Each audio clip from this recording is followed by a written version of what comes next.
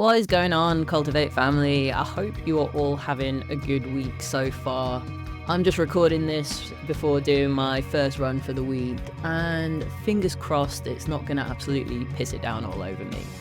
I've realised the last few weeks, I've learned so much about my bodies in general, and pounding it into the pavement, i.e. running, over the last few months. And those of you that have been following me for a while know that last year I spent the bulk of the year with Achilles injuries and couldn't run, which I was gutted about. I did a huge amount of rehab and I finally started to get myself running the back end of last year. Then, as we all know, I ended up with an ankle fracture and then bootgate happened.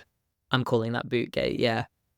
And I had to wear a boot for I think it was about 6 to 8 weeks. I missed my high rocks and I just had to start again.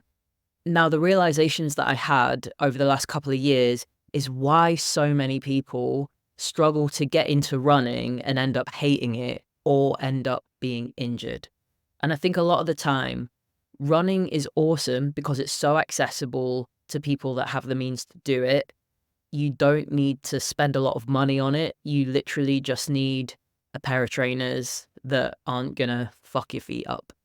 And then you're ready.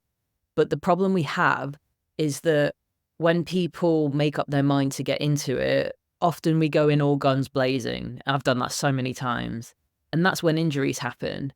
And even when I was so careful, I then ended up in a kind of freak accident where I fractured my ankle. And that wasn't overuse. That was, purely just a really bad string of luck for me on a running track. I think maybe the police were training their horses on, so hey cab. Anyway, a lot of the time we got to be smart about things. And one of my clients who also has had some ankle injuries did their first run yesterday and it felt awesome and they were super happy about it. And my first thoughts after obviously gassing them up and congratulating them was just reaffirming that it can feel amazing mentally, but things that are really important to think about are 24-hour recovery response and building up slowly. And this applies to any sort of training, but I think so much more with things that are high impact and involve you pounding your body into the ground repetitively like running. Since I've been building up, I've been really smart about it, really efficient about it, and I've been kind of getting rid of the parts of training that might not serve me. And what works for other people when it comes to training and running won't work for me. And I really do just want to be out running all the time because I love it, but I can't right now. And I've got to be realistic about where my body and lifestyle is at right now and what that allows. And I've also got to be mindful of the fact that I don't just run, I also strength train. What I'm getting at here is there's always a little bit of a balancing match. And a lot of the time we do want to do everything and we can do everything, but it doesn't necessarily mean we can do everything all the time. And that's what we're going to talk about today. A lot of my time can actually be spent getting my clients to do less work, which seems really counterproductive because a lot of people think when you hire a coach, they're going to have you in the gym every single day and they're going to be on you. And so me now coming around here and being I actually get people to do less probably seems a bit bonkers to you. The people that train with me will understand this, but for anyone that hasn't worked with me yet, it might seem weird that I get you to do less. But often when we try to make any lifestyle changes or when we try to do something new, a lot of the times we can try and be everything all at once. We can get overwhelmed, and then it's easier to just not do anything when we've built up doing all these cool things and having cool goals in our head. So today, I want to go through a 3-step process for getting real with ourselves, identifying if you might be trying to do too much, and figuring out how we can simplify that and get a little bit smart with it.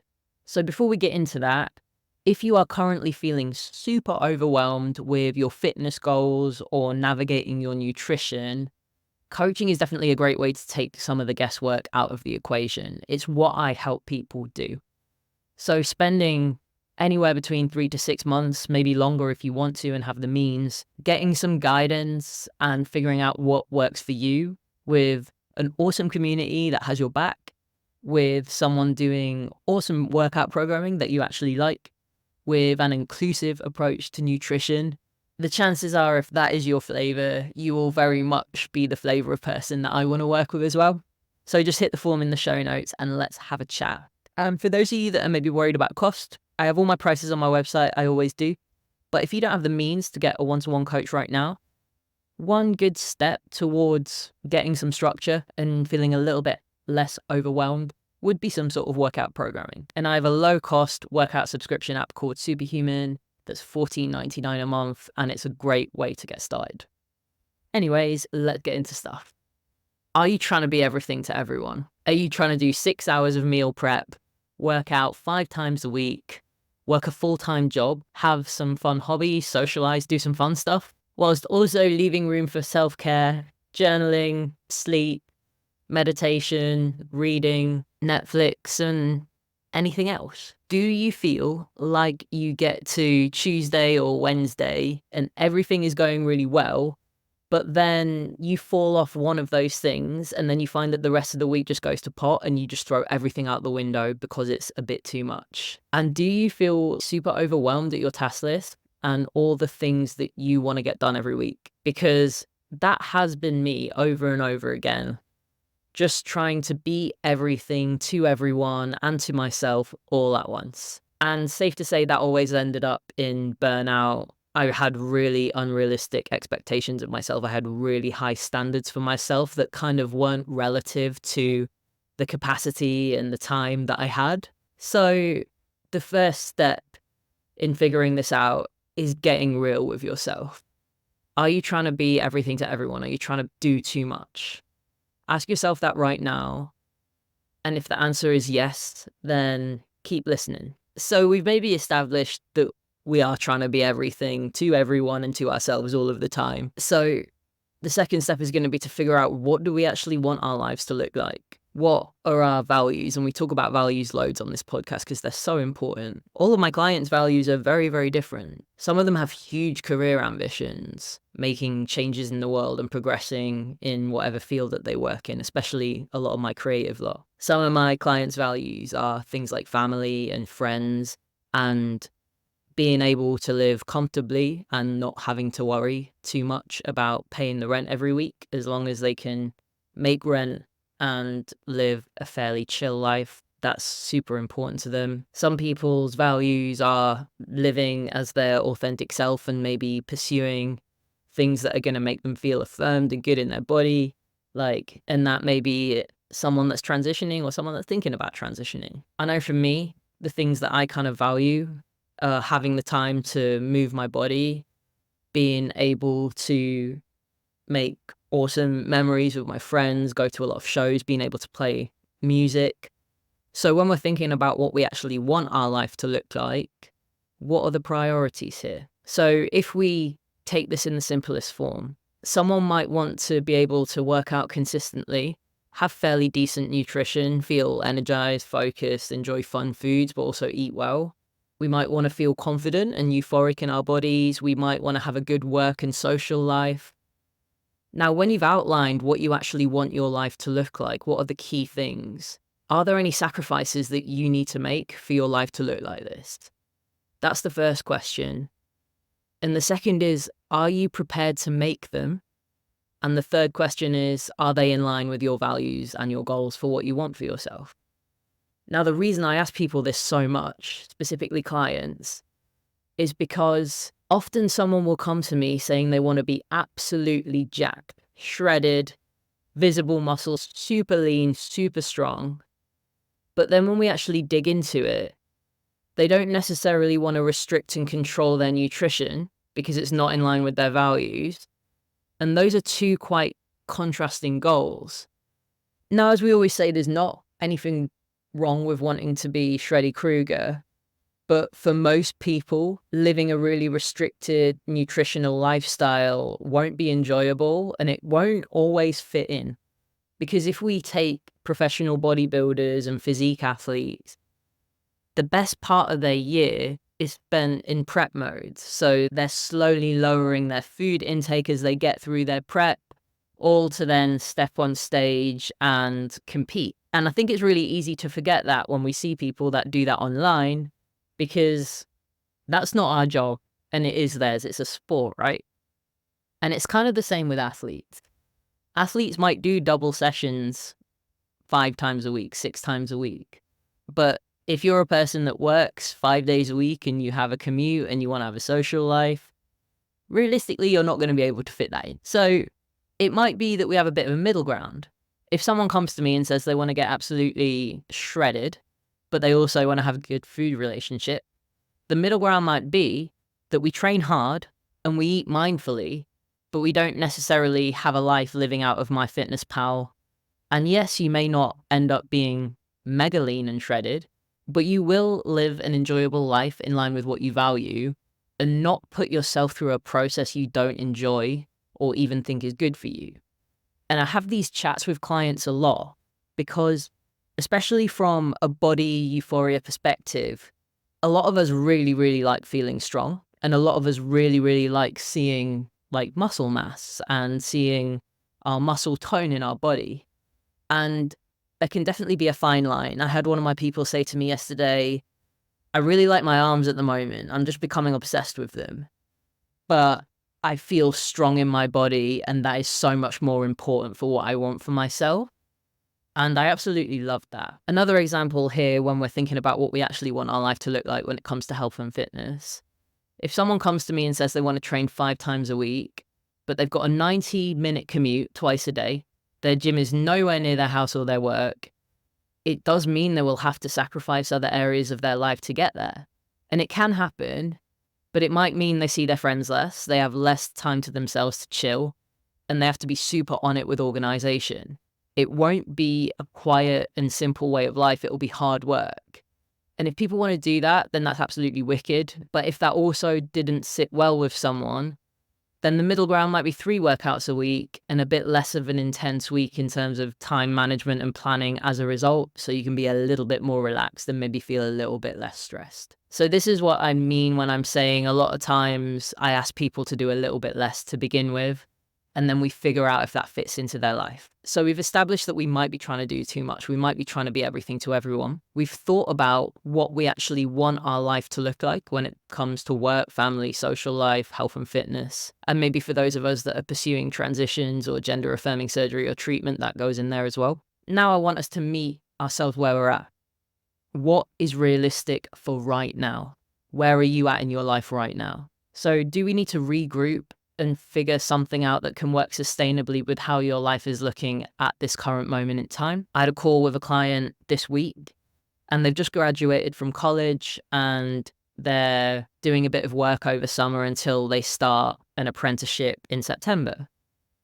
So we just took the 3-month block of time that they have before they start that apprenticeship, and we think about what we want that next 3 months to look like. And when that comes to training and nutrition, we then had a conversation about how we were going to approach that. And we came up with a plan based on what was realistic for them now. And that plan for them was 4 workouts, but shorter ones that they were going to get in the morning before work because the gym had limited opening hours and they didn't have a huge window of time between both of their jobs. Another question here to ask yourself is, are there things that you're asking of yourself that might just be things that you think you need to do, but aren't necessarily the be all and end all? Because a lot of the time we can get really hung up on like having to stretch, having to meditate, having to do some mobility, having to do some yoga on top of things like working out. And if you're still not managing to do much consistently, some of that might need to go for now because it's not the be all and end all. So if you are feeling really, really overwhelmed, what is realistic for now? And if we're going to take it step by step, let's think, what are 2 things that you want to prioritize in your life out of everything that's going on right now? So if we take a health and fitness journey, if we're going to pick 2 things, it might be going to the gym 2 or 3 times a week, and it might be doing a grocery shop once a week. Those 2 things consistently with nothing else going on, no extra yoga, meditation, stretching, step goals. Getting those 2 things in a good spot can absolutely change someone's world. And we can always add to that list of priorities when that falls into place and becomes muscle memory. But for now, focus on that simple starting point and don't overcomplicate things for yourself. There are so many day in the life TikToks and reels that are like, I do this and I do this and then I do this. And I think sometimes that puts pressure on us to feel like to be a functioning human, we have to do a million different wellness things, all whilst having to work, live in a capitalist society, and maybe actually have some time for yourself or do some fun stuff. So let's keep it simple and think about potentially doing less if you are asking too much of yourself and trying to be everything to yourself all at once. When I was kind of planning the episode of this and I was reflecting on how I've probably done this a million times over, when it comes to music and when it comes to coaching, at the start of both of those journeys, I've definitely felt like I have had to be everything to everyone, and I've had to really keep up momentum with making content.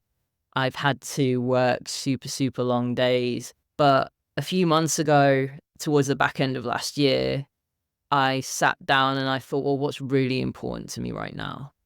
What are the priorities for Fuzz Culture Club? And it's always going to come down to helping the people that I want to help as a priority. And with music, it's always going to come down to writing music and playing shows. So when we apply that to our health and fitness as well, less can always just be so much more. And I think a lot of the time, the way that fitness and wellness and nutrition is spoken about, we just feel like we need to be doing everything. But I promise you, you don't. So if you want to talk about this with me further, and if you want any support, please just drop me a DM. I'm always happy to help in any way I can. I'm going to hit stop on this and go and do my first run of the week. And I've been building a mega huge running playlist called Big Runs that is in prep for my marathon next year. I basically just want to have like a 20-hour playlist with loads and loads of good running bangers that are really great songs to run to. And I've made it public for anyone to like follow or listen to if you want some good tunes to work out to. So I'll put the link in the show notes as well. And if you use it for a workout or a run, let me know if you like it, and let me know if you have any song suggestions as well. All right, lovely people, have an awesome rest of your week.